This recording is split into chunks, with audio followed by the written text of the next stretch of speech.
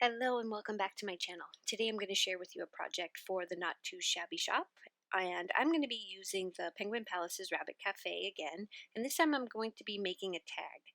So I wanted to use the Magic Picture Changer from Lawn Fawn, and I wanted to place it on a tag because I thought that would be really cute.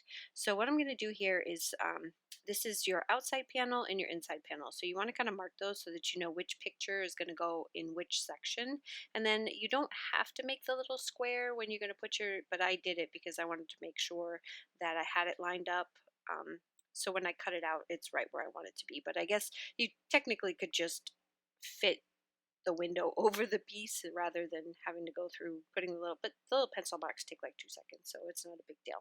Now I'm going to go color in my images because now I have my inside and my outside, and then I realized that I didn't want my tab to go up, I wanted to go down. So I had to restamp it and then flip it around the other way because you want to be able to pull your tab down on a tag rather than up. It would be really hard to pull it up. So I just restamped it and flipped it over. So now I'm going to put together the Magic Picture Changer, and I would suggest going over to the Lawn Fawn. They have she has a really good tutorial on this particular one especially, that really explains it good. I am just running through it because I honestly have only made this one other time, so I'm kind of fumbling through it myself. I do know that I need to use the 1/8 inch score tape on both sides of the channel here. This is a little tab. You saw me flip over there, and you need to go on inside and the outside, and this is your track for that piece with the two bunnies on it. Is going to slide through this piece right here. Then when we flip it over, we're going to take off the tape, and we're going to make the channel or track, however you want to say it, that the inside piece will slide through, and that just keeps it from flopping around on the inside. And then you want to kind of line up your piece, and then here's where I'm just kind of fumbling around trying to figure it out. I know that each one of the top pieces right there needs to go into the corresponding channel behind it, so that way when you pull, your picture will change from one to the other. So I'm just kind of putting it into each one of the slots in the piece in the back, which is why I think the Lawn Fawn video is much better if you're looking for an actual tutorial on how to put this together, because like I said, I'm just kind of fumbling through it myself. I do end up making it work, but it does take me a little bit to figure it out. And last time I made it, it took me much longer. So I guess each time you make it, it gets a little easier.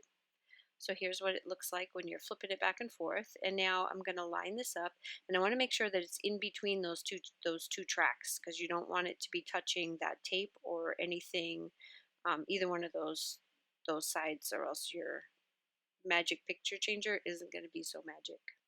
So now to cover the top, I wanted to use some pattern paper, so I thought the best way to do that is to use the die that you cut out your top panel with to begin with.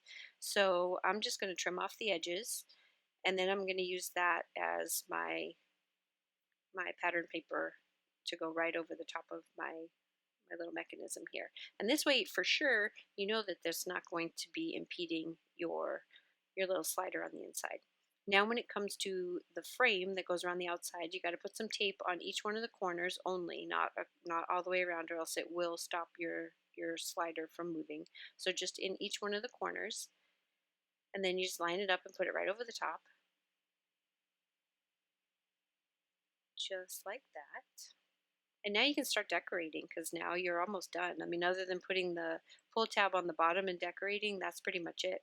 So this is a tag from, this one's on Art Impressions, and it's the biggest one in the Art Impressions tag die that I have. And I used black cardstock on the back and some pattern paper on the front, just to make it like super thick. And now I'm going to put the tab on. And this paper pack, I'll show you here in a minute. It's a We Are Memory Keepers paper pack, and for some reason I have it kind of stuffed off to the side so you really can't see it, but I will bring it into the camera and show you what I'm using. So now I'm going to glue this to my tag. As soon as I glued it to the tag, I hated it, but I'm going to keep going. So I stamped Beautiful Day on the bottom of the frame, and then I've added a couple of the lamps that come in the stamp set that I colored and fussy cut out, along with 2 of the banners, which I did the same. I'm going to attach those to the frame, and now I'm just going to kind of play with this. The more you do it, the looser it gets and the easier it slides, but in the beginning it is a little bit tight, so you kind of got to play with it. And that's when I realized I hate that tag. So so I ended up pulling out another tag set that I have, and this is a La La Land tag set, and it's got a much bigger one in it to use. And then I covered it with this paper right here. This is the We Are Memory Keepers, I think it says chalkboard. Chalkboard? I think it's chalkboard. Anyway, this is the paper pack, and I picked a really busy pattern for the background because I thought it was super pretty. And then I'm going to just start decorating the outside. So I've got a lawn fawn, have a really, and then that is a Sunny Studios kind of day. So I'm just kind of pulling sentiments off of my stamp sets from my stash just to try to make this whole thing kind of flow together. So I wanted to say, have a really beautiful kind of day.